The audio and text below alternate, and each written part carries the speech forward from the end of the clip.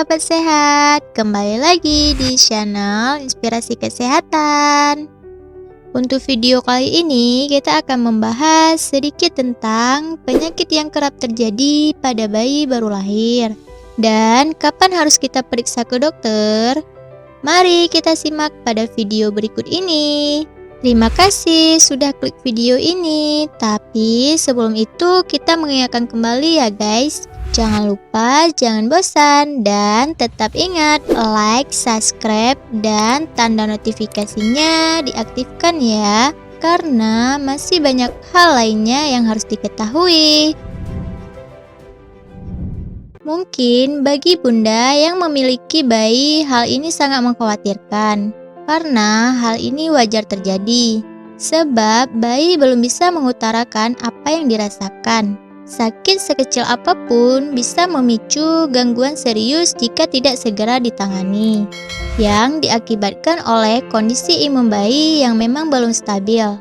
Dan bayi juga menyesuaikan diri dengan kehidupan baru di luar rahim. Nah, berikut ini akan kita bahas mengenai beberapa penyakit yang sering terjadi pada bayi. Yang pertama, kuning pada kulit bayi atau jaundice.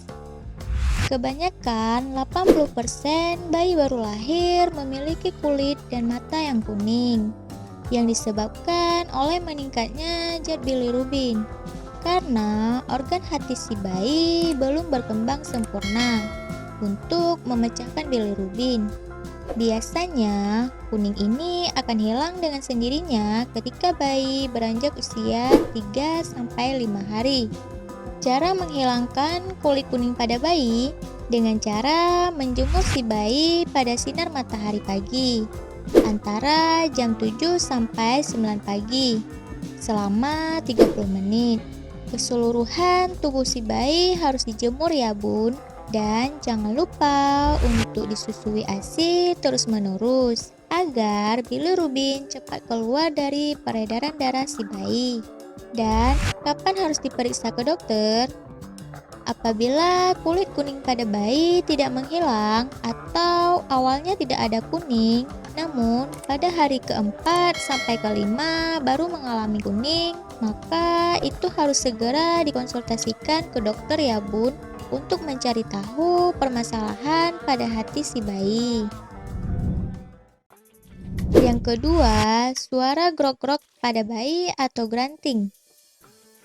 Dan pada bayi baru lahir, mekanisme pembersihan itu masih belum bekerja secara sempurna.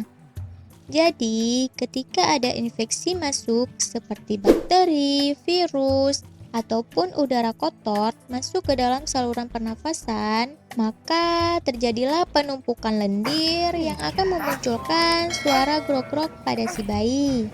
Suara grog-grog akan semakin parah jika kondisi udara sekitar tidak bersih.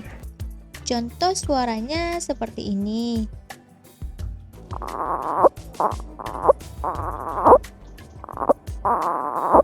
Bagaimana cara mengatasinya di rumah? Bagi bunda bisa menjemur si bayi setiap pagi hari antara jam 7-9 pagi untuk memberikan kehangatan. Dan sinar matahari pada bayi bisa mengencerkan lendir dengan panasnya matahari.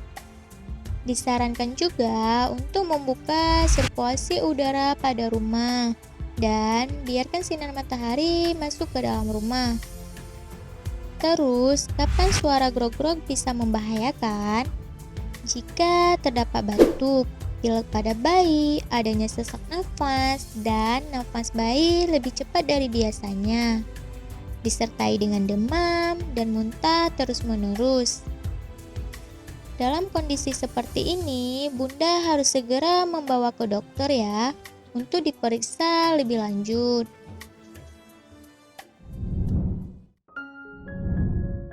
Yang ketiga, perut kembung.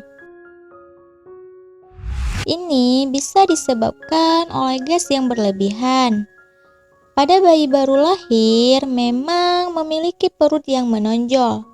Tapi kalau perut si kecil terasa keras dan bengkak, maka bunda harus waspada ya. Namun, bengkak perut pada bayi juga mengidentifikasikan penyakit lain seperti distensi perut. Distensi perut merupakan penumpukan zat atau gas cair di dalam perut sehingga menyebabkan perut atau pinggang yang melambung ukurannya melebihi dari lingkaran normal. Hal seperti ini biasanya terjadi karena gejala suatu penyakit atau adanya pengurangan fungsi anggota tubuh.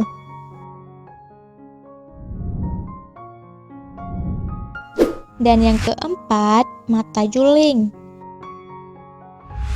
Mata juling pada anak ternyata itu hal yang wajar, karena pada si bayi masih belum bagus otot motorik pada matanya untuk menstabilkan bola mata. Tapi jika mata juling itu terus-menerus sampai usia di atas 6 bulan, maka itu baru harus dikonsultasikan ke dokter ya bun, untuk mengetahui penyebab pasti dari mata juling. Yang kelima, kolik pada bayi. Apa itu kolik?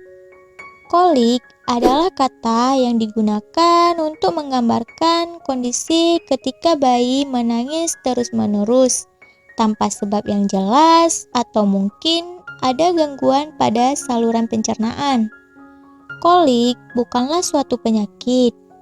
Umumnya, kolik akan hilang dengan sendirinya sekitar 1-2 jam setelah bayi menangis. Kecuali kalau si bayi masih menangis tidak berhenti, disertai dengan demam, diare, mual, dan muntah. Ini harus segera dikonsultasikan ke dokter ya bun, untuk mengetahui penyebab pasti dari kolik. Yang keenam, diare pada bayi. Penyakit yang satu ini memang umum sering terjadi pada si bayi. Bayi yang terkena diare akan sering buang air besar dan teksturnya sangat encer tanpa ampas. Penyebab diare itu sendiri bisa dipicu oleh virus, namun bisa juga oleh bakteri, alergi, atau obat-obatan tertentu, sehingga bisa menimbulkan diare. Bahaya daripada diare adalah dehidrasi, di mana bayi akan kehilangan banyak cairan tubuh. Bunda perlu mewaspadai gejala dehidrasi pada bayi akibat diare, seperti lemas, rewel, mata cekung, ubun-ubun cekung, buang air kecil sedikit, dan elastisitas kulit menurun. Apabila bayi bunda mengalami salah satu gejala yang ada di atas, maka segera konsultasikan ke dokter ya bun.